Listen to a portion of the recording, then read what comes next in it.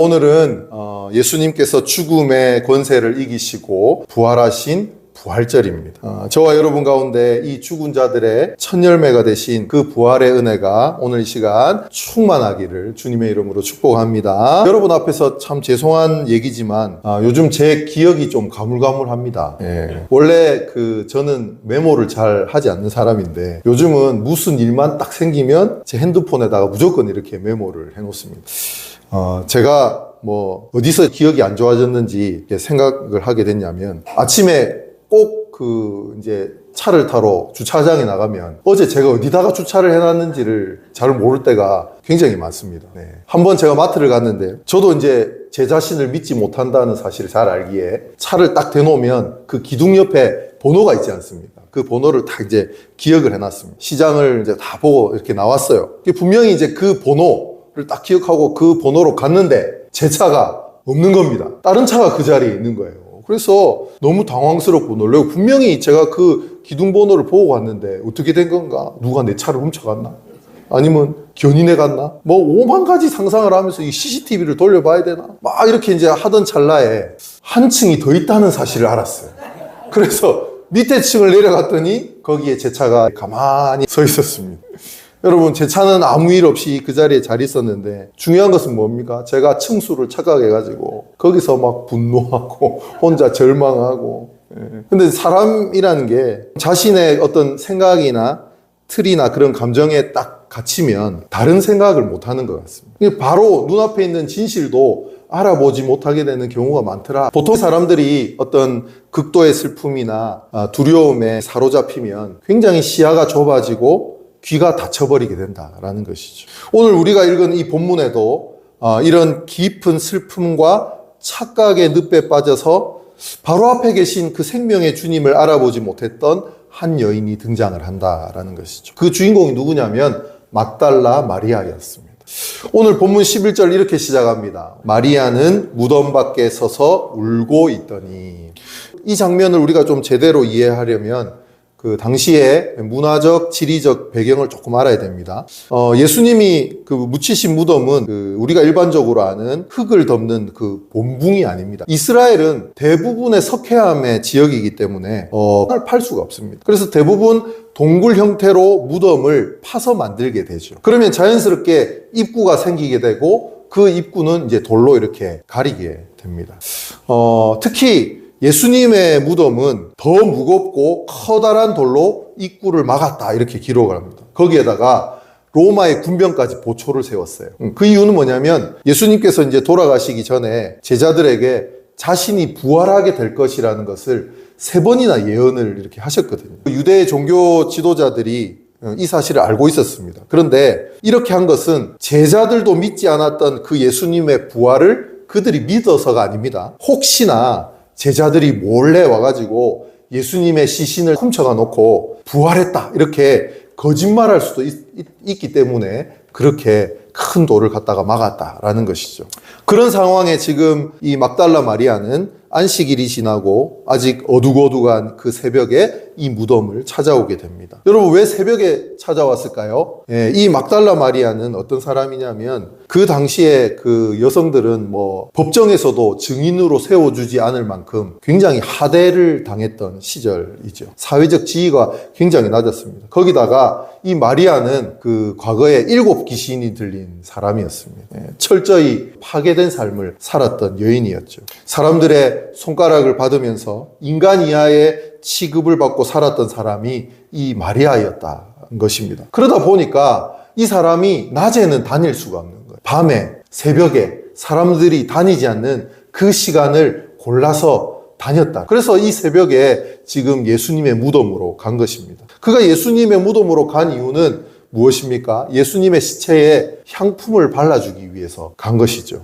마리아가 이렇게 예수님을 사랑한 이유는 무엇입니까? 예수님이 그녀의 귀신을 고쳐주실 뿐만 아니라 중요한 것은 이겁니다. 온전한 인격체로 마리아를 대우해 주셨기 때문이다. 사람들은 손가락질하고 무시하고 저주했지만 예수님은 그 마리아에게 그렇게 말씀하시지 않고 온전한 인격체로 따뜻하게 보듬으며 그 귀신을 고쳐주는 놀라운 그 사랑을 베풀어 주셨다라는 것이죠. 마리아가 이 사실을 알았기 때문에 이 예수님의 그 시체라도 향품을 발라야 되겠다라는 마음이 생기게 되었습니다. 그 예수님이 십자가에서 비참하게 돌아가셨죠. 마리아의 심정이 어떻겠습니까? 하늘이 무너지는 것 같았을 것입니다. 그래서 그녀는 마지막으로 이 주님의 시신에 향품을 발라드리고자 무덤을 찾았습니다.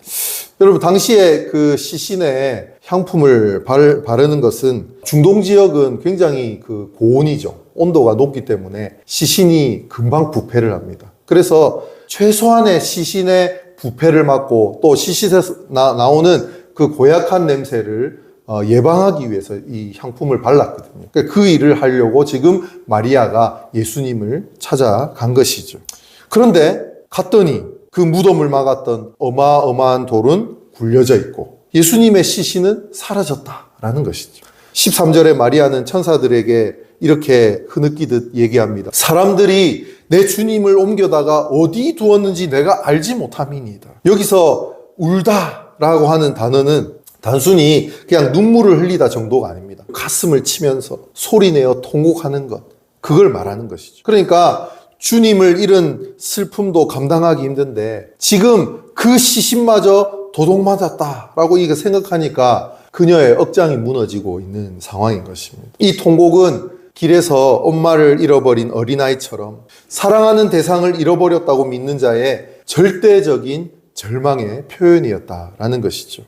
중요한 것은 이렇게 예수님을 사랑했던 마리아마저 예수님의 부활을 믿지 않았다라는 것이죠. 그렇게 하염없이 통곡하던 마리아가 뒤를 탁 돌아봤는데, 여러분, 죽음을 이기시고 부활하신 그 영광의 주님이 지금 그녀 앞에 바로 서 있는데 마리아는 그분이 예수님인 줄 전혀 몰랐다, 이렇게 얘기합니다. 15절에서 예수님이 여자여 어찌하여 울며 누구를 찾느냐 이렇게 물으셨어요. 근데 마리아는 그 예수님을 누구로 착각합니까? 동산지기로 착각한다라. 그래서 15절 후반부에 보면 이렇게 얘기합니다. 주여 당신이 옮겼거든 어디 두었는지 내게 이루소서. 그리하면 내가 가져가리이다. 여러분, 그렇다면요, 마리아는 왜 부활하신 예수님을 알아보지 못했을까요? 우선 우리가 전제로 깔고 가야 될 것은 무엇이냐면 예수님의 모습이 부활 이후에 변화되었다라는 것이죠. 그러니까 구체적으로 어떻게 변화되었는지는 성경에 기록되어 있지는 않습니다. 하지만 지금 뒤에 보면 마리아뿐만 아니라 예수님을 수년간 같이 모셨던 제자들마저도 예수님을 처음에 못 알아봤습니다. 그러니까 이 정도면 예수님의 모습이 어느 정도 변화되었다라는 것을 우리가 짐작할 수 있다라고 하는 것이죠.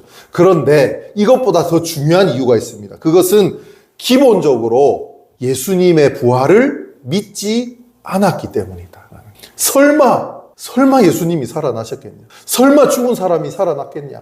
라는 생각이 그녀의 머릿속에 꽉 차 있었기 때문이다. 성도 여러분, 우리도 참 이럴 때가 많이 있는 것 같습니다.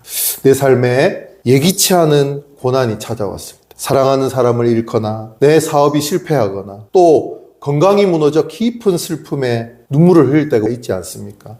내 힘으로는 도저히 해결할 수 없는 그런 무덤 앞에서 절망하며 통곡할 때가 있습니다. 바로 그때 부활의 주님은 결코 우리를 떠나지 않으시고 우리의 등 뒤에 우리의 곁에 다가와 서 계심에도 불구하고 우리는 어떻습니까? 우리의 눈물 때문에, 그리고 이제 다 끝이다 라는 그 절망의 생각 때문에 우리 곁에 계신 주님을 알아보지 못하는 영적인 소경 상태에 빠지곤 하더라. 그렇다면 이 착각 속에 빠져서 통곡하는 마리아에게 예수님은 어떻게 자신을 나타내셨을까요? 예수님 이렇게 얘기하지 않습니다. 내가 부활의 주다. 손과 발, 못자국을 다 보여주면서 거창하게 자신을 설명하지 않으셨습니다. 주님이 하신 행동은요, 너무나도 단순하지만 세상 그 어떤 기적보다도 강력했다라는 것이죠. 16절을 보십시오. 예수께서 마리아야 하시거늘.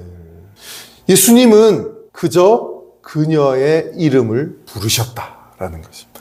마리아야. 이 짧은 한마디에 모든 것이 변했습니다. 이 음성은요, 단순한 부름이 아니었습니다. 그 음성은 이전에 7 귀신 들려 버림받았던 그녀를 처음 찾아오셔서 치유해 주셨던 그 따뜻한 음성이었다라는 것이죠.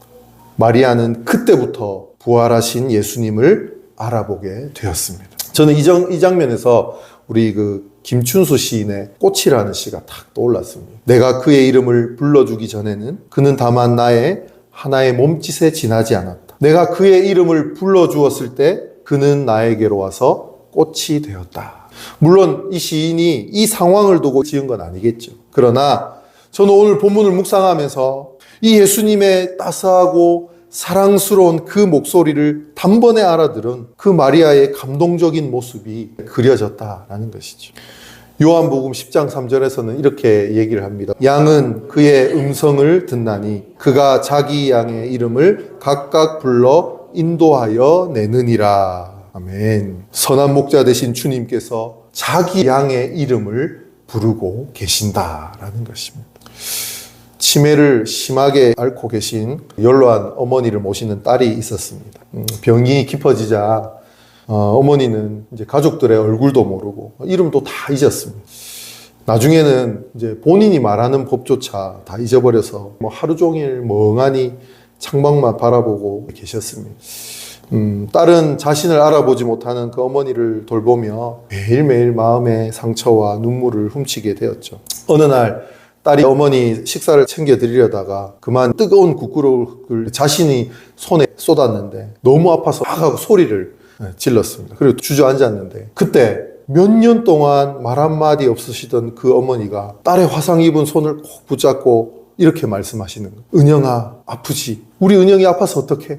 치매로 모든 기억이 다 지워지고 뇌세포가 파괴되었음에도 불구하고 그 자식의 고통 앞에서 어머니의 가장 깊은 본능, 가장 깊은 사랑이 그 딸의 이름을 기억해 부르셨다라는 것이죠. 성도 여러분, 이것이 이름이 가진 힘입니다. 이름을 부를 때 끊어졌던 그 관계가 회복되는 것이죠. 죽음의 권세를 깨트리고 부활하신 예수님이 무덤을 박차고 나오셔서 가장 먼저 하신 일이 무엇입니까? 온 세상을 향해 당신의 승리를 선포하신 것이 아닙니다. 봐라, 내가 예언한 대로 다시 살아났다. 그렇게 말씀하신 것이 아닙니다. 한 구석에서 절망하여 울고 있는 그 한 여인의 이름을 다정하게 부르셨다라는 것이죠. 마리아야. 그 음성을 듣는 순간 마리아의 귀가 열리고 눈이 밝아지게 되죠. 그녀는 즉시 돌이켜 라보니라고 얘기합니다. 나의 선생님. 그 감격에 겨워 주님을 부릅니다. 눈물의 동산이 순식간에 부활과 기쁨과 감격의 동산으로 바뀌게 되었다라는 것이죠. 여러분, 자신의 이름을 부르시는 그 부활의 주님을 만난 마리아는 이제 어떻게 행동을 합니까? 18절을 보면 마리아는 즉시 달려갑니다. 죽음의 무덤 밖에서 통곡하던 이 여인이 이제는 생명의 부활을 알리는 사도들 중에 사도로 변화되었다라는 것이죠. 그녀의 이 슬픔의 눈물은 사명의 땀방울로 바뀌었습니다. 절망의 자리는 부활을 선포하는 출발점이 되었다. 사랑하는 성도 여러분, 혹시 오늘 우리가 막달라 마리아처럼 내 인생의 텅 빈 무덤 앞에서 하염없이 눈물을 흘리고 계신 분이 있으십니까? 내 문제를 해결해 줄 주님이 보이지 않고 오직 절망의 상황만 커 보여서 나 혼자 버려진 것 같아 가슴 치는 분이 계십니까? 우리가 꼭 기억해야 합니다. 부활의 주님은 지금도 여러분의 등 뒤에 서 계십니다. 그리고 지금 이 예배당에서 이 선포되는 말씀을 통해 우리 각자에게 이름을 다정하게 부르고 계십니다. 내가 사망 권세를 이기고 이곳에 있다. 우리를 살리시는 것은요, 세상의 지위나 위로가 아닙니다. 그 십자가의 고난을 이기신 주님께서 내 이름을 알고 계신다. 내 이름을 부르신다라는 것입니다. 나를 그 영원한 사랑으로 부르시는 그 음성을 들을 때 우리는 다시 일어날 힘이 생기는 것이죠. 오늘 예배를 통해서 내 이름을 부르시는 그 부활의 주님을 깊이 만나시기를 간절히 바랍니다. 여러분, 이제 눈물을 닦고 일어서십시오. 그리고 마리아처럼 세상으로 나아가 내가 부활의 주님을 만났다라고 담대히 선포하시기를 주님의 이름으로 축원합니다. 지금도 여전히 나의 삶 가운데 계셔서 나의 이름을 부르고 계신 그 주님의 놀라운 사랑을 우리가 기억하고 그 부활의 주님의 증인이 되어 살아가는 저와 여러분의 삶이 되기를 주님의 이름으로 축원합니다.